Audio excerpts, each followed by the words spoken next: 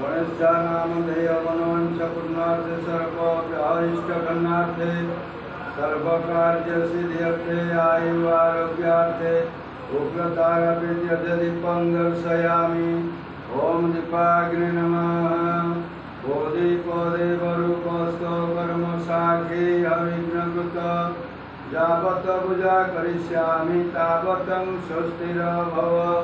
शुक्लकाश महादेव सर्वत्र तिमिरापः सभायाभ्यन्तरज्योतिदीपया प्रतिगृह्यतं।